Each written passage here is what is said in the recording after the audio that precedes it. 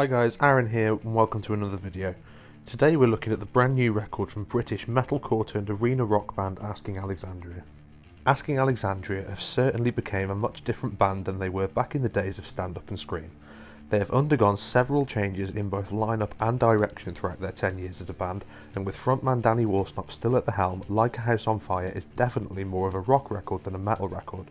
Coming off the back of a heart-stopping return record, Like a House on Fire certainly has big shoes to fill, and although this record is by no means bad, it certainly fails to fill them. As we've come to expect, vocally, Danny Worsnop can still deliver some absolutely inhuman vocal lines. We're a long way removed from the days of guttural screams that, although still present in places, have been phased out for the most part for cleaner vocals since From Death to Destiny. Danny's performance on this record is great. Every song is delivered with that signature Worsnop tone, and in some places, the places he takes us are mesmerising.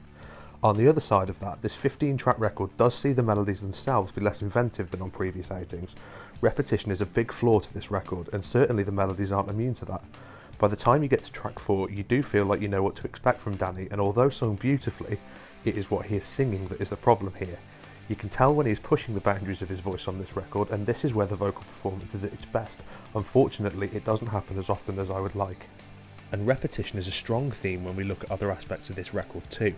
90% of this record's songs are structured almost identically, fitting the mould of a pullback verse, building up through the pre-chorus before launching into your typical Asking Alexandria chorus, before dropping back out to repeat the process again. And yes, this is a formula that the band have followed for years, but the songs on this record are all very middle of the road compared to albums such as Into the Fire. Although there isn't an out-and-out bad song on the record, the songs all begin to sound the same once you've heard the first few tracks. And it is in variety, however, where the record shines the brightest.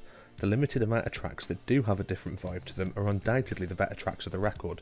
Tracks such as my personal favourite I Don't Need You, which is a much softer track than the rest of the album, and Give You Up, which incorporates the ever-present electronic elements of this record much more prominently in a Linkin Park style anthem. And the record does many other things well too.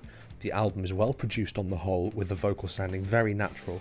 Harmonies, when used, are used to add to the melody lines rather than overpower them, and each sparingly and in the right places, and the electronic manipulation and instrumentation featured on the record is arguably its most prominent since Stand Up and Scream, but used in a much more subtle, mature way.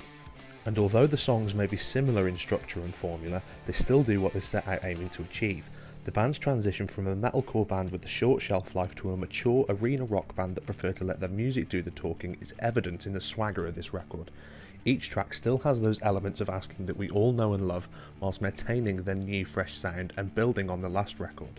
As far as inspirations go, it is easy to compare some of the guitar work to that of That's the Spirit era Bring Me the Horizon than it is earlier Asking Alexandria, especially on songs such as House on Fire. That vibe is one that translates fully onto I Don't Need You, which is Asking Alexandria's equivalent to Bring Me's Follow You. This album is certainly not a bad record. Although it fails to hit the heights of From Death to Destiny or Last Outing Into the Fire, it certainly has its moments. None of the songs are outwardly bad, but unfortunately the vast majority of them are a little too similar to warrant a 15-track album. At its best, the record is asking by the numbers, with all the swagger, energy and bounce we've come to expect from the band. All in all, an inoffensive, relatively safe Asking Alexandria record by the numbers. I give this album 6 out of 10.